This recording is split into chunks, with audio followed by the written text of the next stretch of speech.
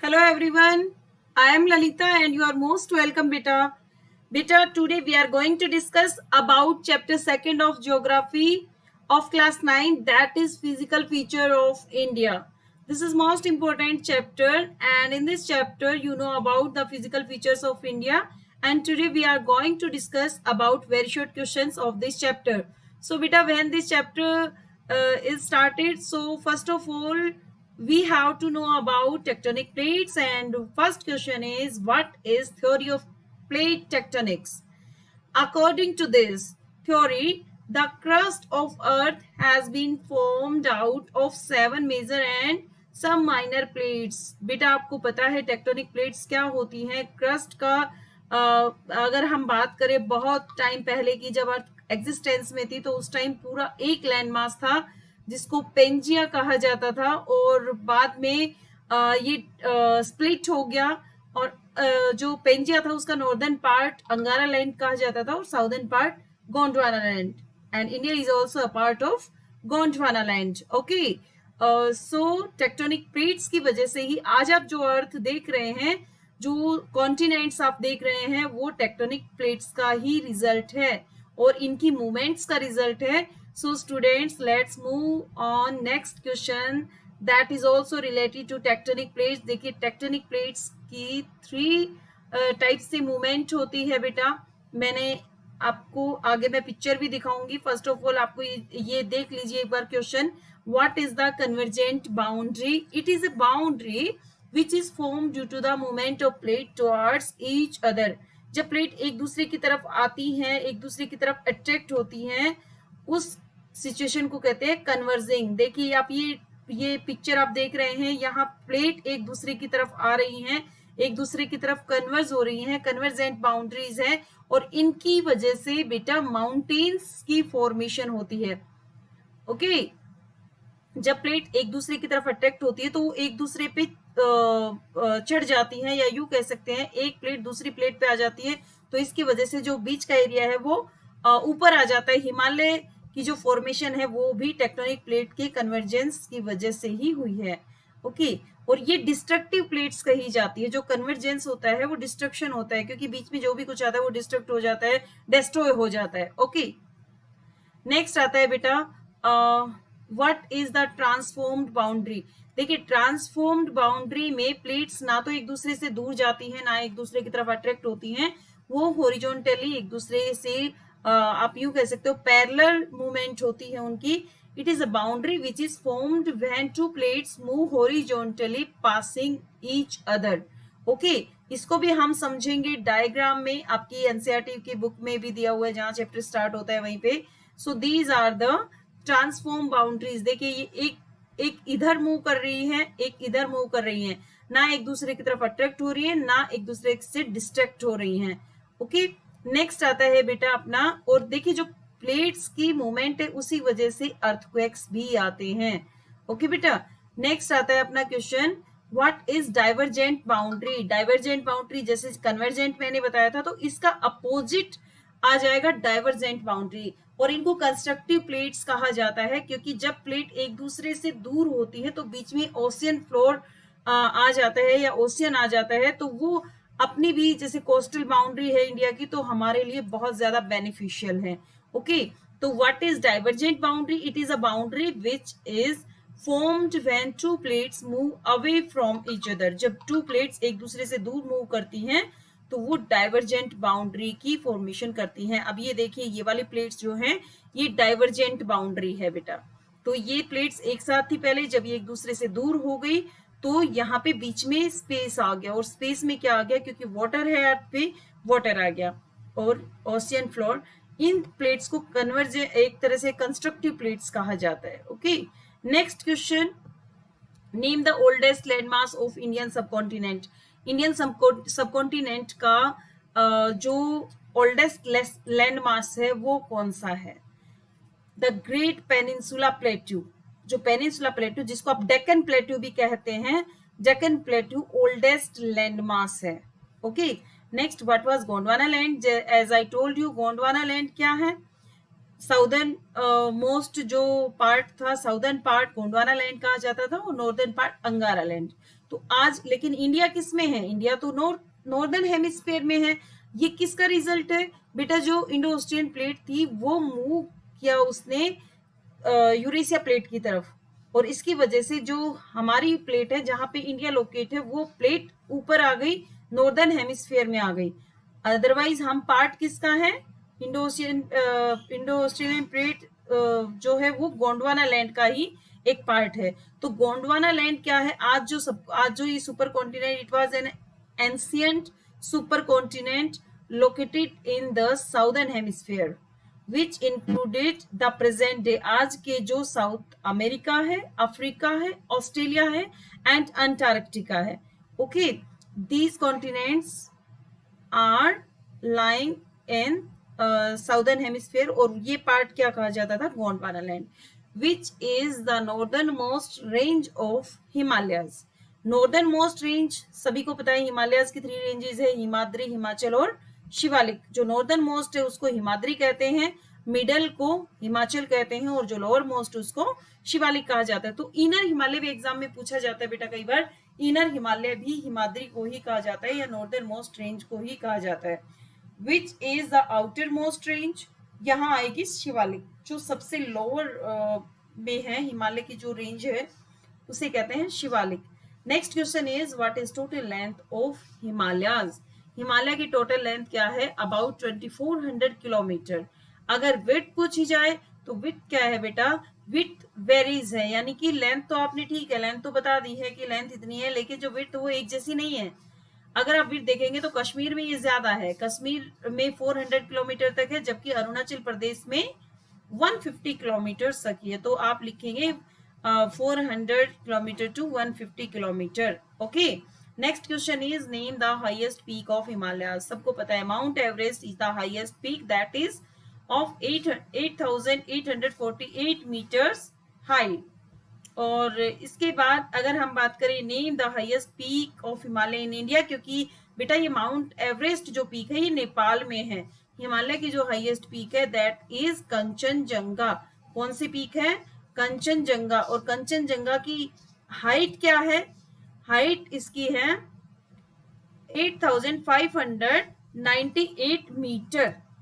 Okay, next question is name the 2 famous valleys in the state of Himachal Pradesh, Kullu and Kangra. ये भी exam में most important question बनता है, famous valleys Kullu and Kangra. Next आता है name the part of Himalaya lying between Indus and Sutlej. देखिए ये most important question है, ये आप डायग्राम आपकी जो बुक में इंडिया का जो डायग्राम दिया हुआ है उसमें भी आप समझ सकते हैं, और एक शॉर्ट तरीका भी मैं आपको बताती हूँ। PKNA आप याद रखो, PKNA। P से पंजाब हिमालय, K से कुमाऊं हिमालय, N से नेपाल हिमालय और A से असम हिमालय। तो आपको रिवर्स के नाम भी फ्लो में लर्न करने पड़ेंगे बेटा। इंडस आता है सबसे पहले, इंडस है, फिर सतलुज है, फिर काली है, फिर तीस्ता है, फिर दिहांग है। ओके, ये 4 रिवर्स के नाम आप अच्छे से लर्न कर लेंगे। और इसके अलावा देखिए 5 रिवर्स हो गई, इंडस, सतलुज, काली, तीस्ता और दिहांग। 5 रिवर्स के बीच में जो हिमालय लाई करता है उसे वो हिमालय का डिवीजन है ईस्ट टू वेस्ट का, या वेस्ट टू ईस्ट आप कह सकते हैं। तो इंडस और काली के बीच में मैंने सबसे पहले P बताया था आपको, तो पंजाब हिमालय है। सतलुज और काली, इंडस और सतलुज के बीच में पंजाब हिमालय, सतलुज और काली ये रिवर्स के नाम है बेटा। तो इनके आगे वैसे दा लगाना चाहिए हर रिवर के आगे, क्योंकि इंपॉर्टेंट है रिवर्स। और सतलुज और काली के बीच में जो है वो कुमाऊं हिमालय है, और काली और तीस्ता के बीच में आप अंदाजा लगाइए क्या हो सकता है? PKNA बताया था मैंने। तो काली और तीस्ता रिवर के बीच में है नेपाल हिमालय, एंड तीस्ता एंड दिहांग के बीच में बेटा असम हिमालय। शॉर्ट में आप याद रखो PKNA, और रिवर के नाम भी आप फ्लो में लर्न करेंगे। ओके, इंडस, सतलुज और काली, तीस्ता एंड दिहांग। ओके, और बेटा दिहांग से रिलेटेड एक क्वेश्चन और मैं आपको बता देती हूँ कि जो ब्रह्मपुत्र रिवर है, जब ब्रह्मपुत्र रिवर तिब्बत में फ्लो करती है तो सांगपो कहा जाता है, और जब इंडिया में एंटर करती है तो इसका नाम दिहांग है, और जब इंडिया में ये मेघालय में आ जाती है तो इसको ब्रह्मपुत्र कहा जाता है। ओके, क्योंकि इसमें दिहांग और दिबांग रिवर ब्रह्मपुत्र रिवर में शामिल हो जाती है। नेक्स्ट बेटा we will talk about next question. Name the important passes located in Himalayas. कौन कौन से पासेस हैं जो हिमालयाज में लोकेटेड हैं, और इनमें हम ये भी आप अच्छे से लर्न कर लें इनके नाम. इनमें आते हैं कराकोरम पास, सिपकिला पास, बोमडिला पास. हिंदी में इनको दर्रा कहा जाता है. कराकोरम दर्रा, सिपकिला दर्रा, बोमडिला दर्रा. आपको इंग्लिश में इसमें कराकोरम पास, सिपकिला पास, बोमडिला पास लर्न करना है. व्हाट नेक्स्ट क्वेश्चन है बेटा, व्हाट आर दून्स. दून्स क्या हैं? The longitudinal valley lying between lesser Himalaya and Shivalik are called duns. Okay, duns जैसे देहरादून है, पातली दून है, कोतली दून है. ओके, नेक्स्ट आता है बेटा name some well known duns. इसमें मैंने क्वेश्चन बता दिया है, Dehradun, Kotli Dun and Patli Dun. Next question is which hills are located are called Purvanchal. Purvanchal hills जो है बेटा, पूर्वांचल, पूर्व को हिंदी में कहते हैं ईस्टर्न, आंचल को कहते हैं पर्वत. जो ईस्टर्न की जो हिल्स हैं उनको कहा जाता है पूर्वांचल हिल्स. तो Purvanchal comprises the hills Naga hills, जो कि नागालैंड, जैसे नागालैंड से आप नागा याद रख सकते हैं. मणिपुर, ये भी हिल्स के भी नाम है, और स्टेट के भी. मिजो हिल्स, मिजोरम से मिजो हिल्स याद रख सकते हैं. गारो, खासी और जयंतिया. बेटा इनसे रिलेटेड एक क्वेश्चन आता है कि गारो, खासी, जयंतिया कौन से स्टेट में, मेघालय में है. और ये रीजन, ये जो हिल्स हैं, ये मेघालय में जो बहुत ज्यादा, सबसे ज्यादा वर्ल्ड में बारिश होती है, उसके लिए ये रेस्पॉन्सिबल है. तो एग्जाम में ये भी क्वेश्चन आ सकता है कि मेघालय में कौन सी हिल्स पॉपुलर हैं. गारो, खासी, जयंतिया हिल्स. इसके आगे TIA भी लग जाएगा, कोई जयंती भी सही है और जयंतिया भी सही है. Garo, Khasi, Jaintia hills. Next question is how are northern plains form. सबको पता है नॉर्दर्न प्लेन्स फॉर्म कैसे होते हैं. जब रिवर माउंटेन से रिवर फ्लो करती है और प्लेन एरिया में आती है तो अपने साथ उसका फ्लो स्लो हो जाता है, तो अपने साथ जो भी सिल्ट और डिपोजिट, जो भी बहा के लाती है, वो डिपॉजिट कर देती है, और उन्हीं से बनते हैं बेटा नॉर्दर्न प्लेन्स. तो northern plains are formed by the deposition of reverse.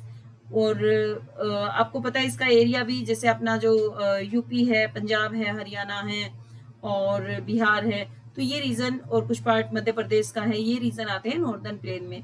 इसके बाद आता है बेटा what is total length and breadth of northern plains. देखिए लेंथ अगर पूछी जाए तो जितनी हिमालय की लेंथ है उतनी ही नॉर्दर्न प्लेन की आप अबाउट 2400 किलोमीटर लर्न रखेंगे. और इसके बाद अगर इसकी विड्थ पूछी जाए कितने ब्रॉड हैं, तो 240 किलोमीटर से 320 किलोमीटर तक. और एक इसमें एक क्वेश्चन और आ सकता है बेटा कि इसका एरिया पूछा जा सकता है, तो अबाउट 7 लाख स्क्वायर किलोमीटर इसका एरिया है नॉर्दर्न प्लेन्स का. Okay, how are northern plains are divided. Northern plains divided on the basis of differences in the relief. Northern plains को रिलीफ के बेसिस पे, देखिए रिलीफ होता है धरातल, बेस. तो जो नॉर्दर्न प्लेन है उनको किस तरह से हम डिवाइड कर सकते हैं, एग्जाम के लिए मोस्ट इंपोर्टेंट क्वेश्चन. 4 पार्ट्स में हम डिवाइड कर सकते हैं. जैसे फर्स्ट नंबर पे आता है भाबर, ये मैंने सीरीज में लिखे है भाबर, फिर उसके बाद आता है तराई, और उसके बाद भांगर, और देन खादर. भाबर कौन सा रीजन होता है बेटा, जैसे फुट हिल्स ऑफ शिवालिक होती है, तो उनमें जब रिवर का फ्लो बहुत स्पीड में होता है और जब वो बिल्कुल फुट हिल्स में आती है तो कुछ हद तक स्लो होता है, तो वहां पे वो पेबल्स छोड़ देती है, तो उस रीजन को कहा जाता है भाबर.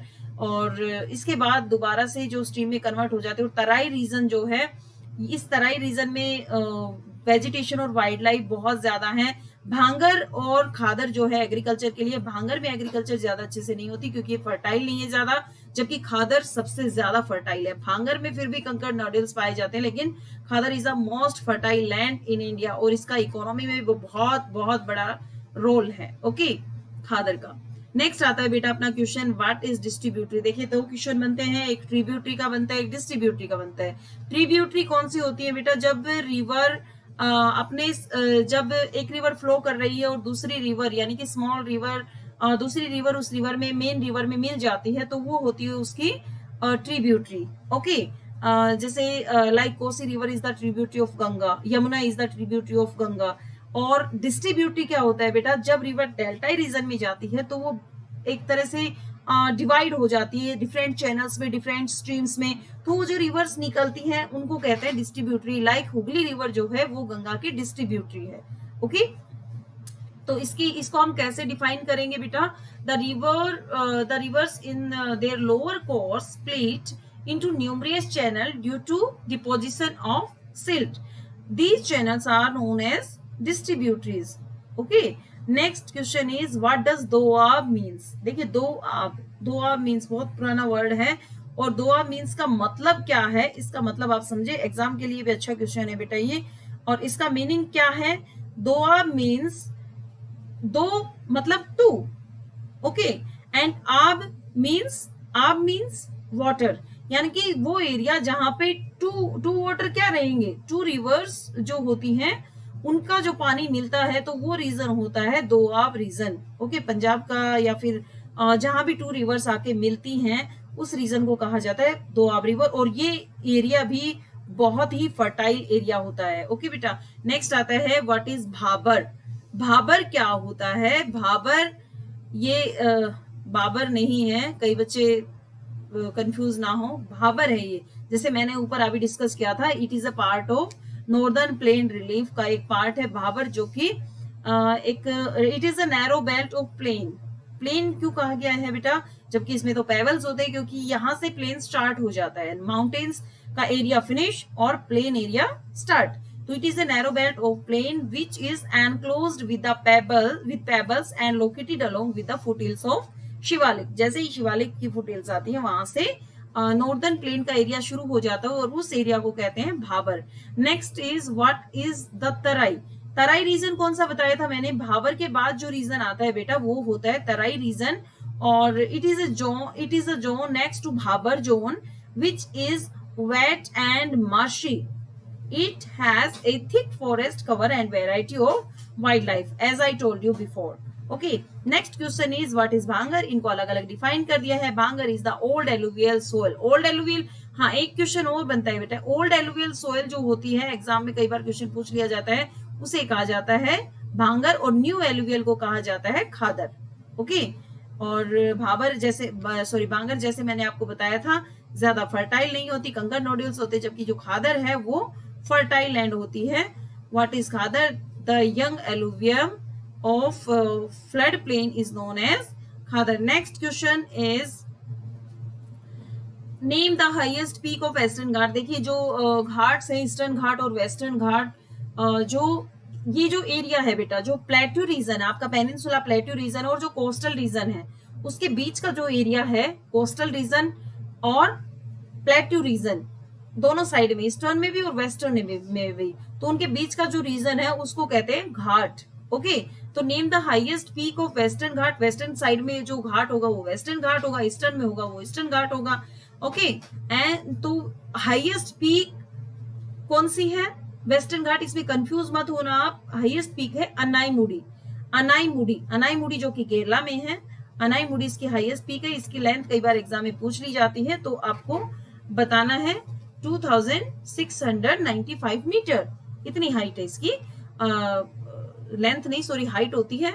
और नेक्स्ट क्वेश्चन आपका आता है बेटा, name the highest peak of eastern Ghat. इसकी है महेंद्रगिरी। ओके, महेंद्रगिरी ईस्टर्न घाट की है महेंद्रगिरी, और वेस्टर्न घाट की है अनाईमुडी। ओके। नेक्स्ट आता है अपना by which name is coastal plain known as northern part and the southern part of eastern coast. देखिए इसका क्वेश्चन का मतलब समझिए आप, कि जो ईस्टर्न कोस्ट है उसके नॉर्दर्न पार्ट को क्या कहते हैं और साउदर्न पार्ट को क्या कहते हैं। जो एरिया फॉर एग्जांपल आप साउदर्न इंडिया की अगर बात करेंगे तो कोस्टल रीजन है बेटा, और वहां पे कोस्टल रीजन में जो कोस्ट है उसको भी डिवाइड कर दिया गया है।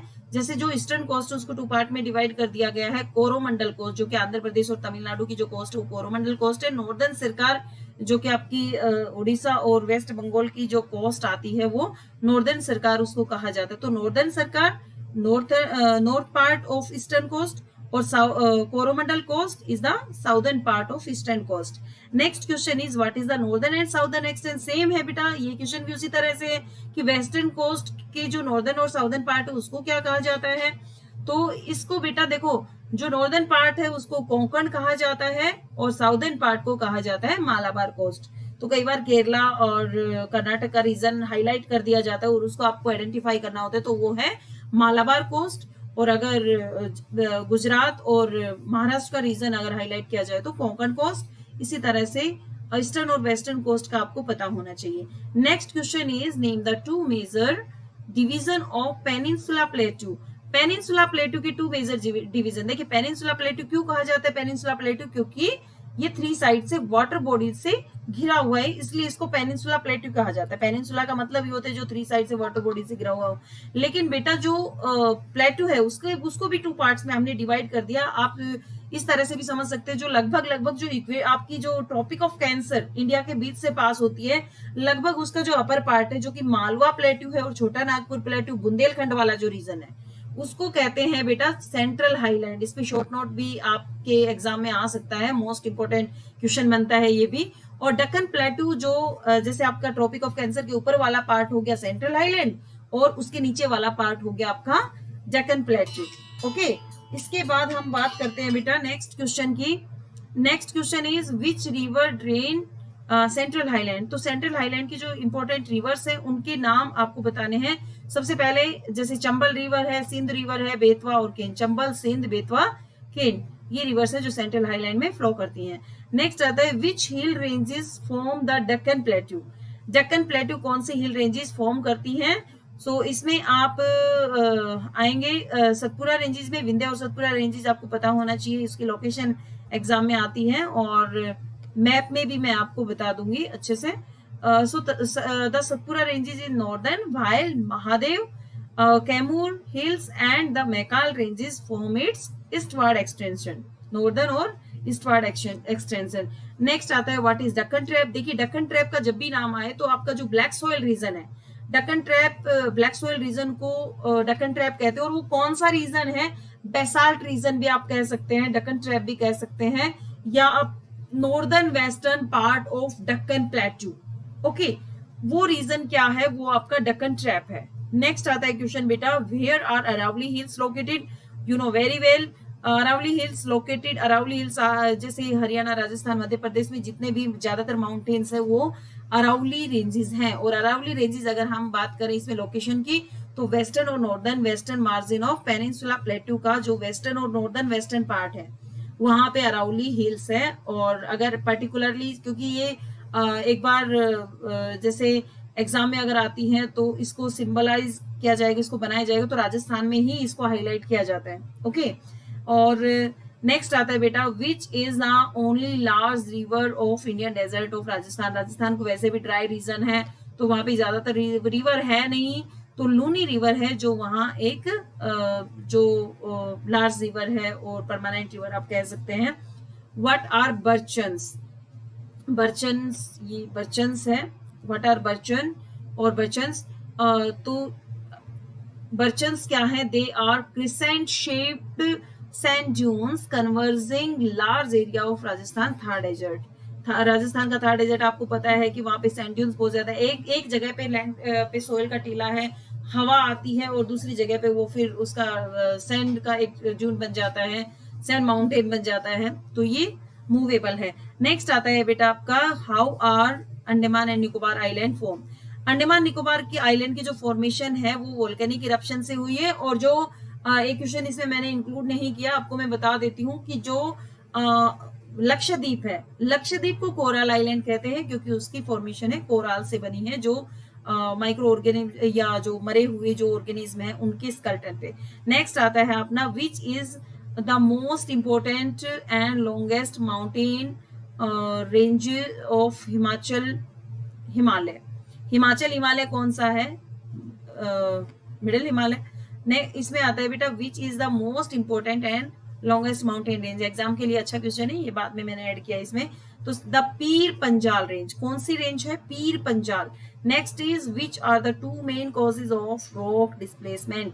तो इसमें बेटा आपके थ्री कॉजेज मैंने बताया, फोल्डिंग हो सकता है, फॉल्टिंग हो सकता है और वोल्केनिक इरप्शन हो सकता है। Folding, faulting and volcanic eruption. And last question is where is Chilika lake located.